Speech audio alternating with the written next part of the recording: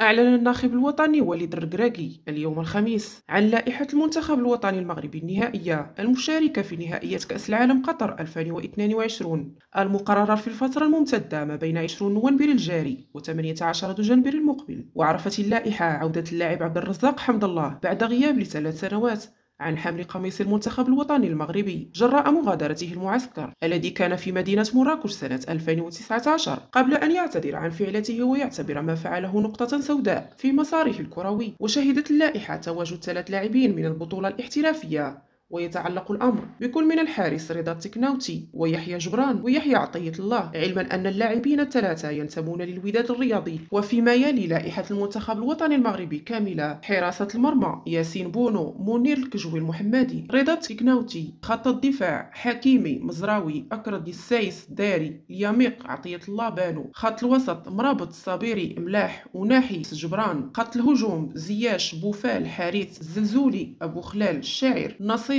شتيرة، حمد الله. وسيواجه المنتخب الوطني المغربي نظيره الجورجي يوم الخميس 17 نوفمبر الجاري، الخامسة بعد الزوال بالتوقيت المغربي، لينتقل بعد ذلك المنتخب الوطني إلى قطر لمواصلة الاستعدادات لنهائية كأس العالم. وكانت قرعة نهائية كأس العالم قطر 2022 قد وضعت المنتخب الوطني في المجموعة السادسة إلى جانب منتخبات كرواتيا، بلجيكا وكندا. وسيفتتح المنتخب الوطني المغربي مبارياته في كأس العالم يوم الأربعاء 23 نوفمبر المقبل بمواجهة كرواتيا بداية من الساعة 11 صباحا على أرضية ملعب البيت بمدينة الخور القطرية. وسيلعب أسود الأطلس مباراتهم الثانية يوم الأحد 27 نوفمبر المقبل أمام بلجيكا على الساعة 2 ظهرا بملعب التمامة في مدينة الدوحة عاصمة قطر. وسيختتم أبناء وليد الركراكي مبارياتهم في دور المجموعات بملاقاة كندا يوم الخميس الأول من دجنبر المقبل بداية من الساعة 4 بعد الزوال على أرضية ملعب التمامة في مدينة الدوحة عاصمة قطر.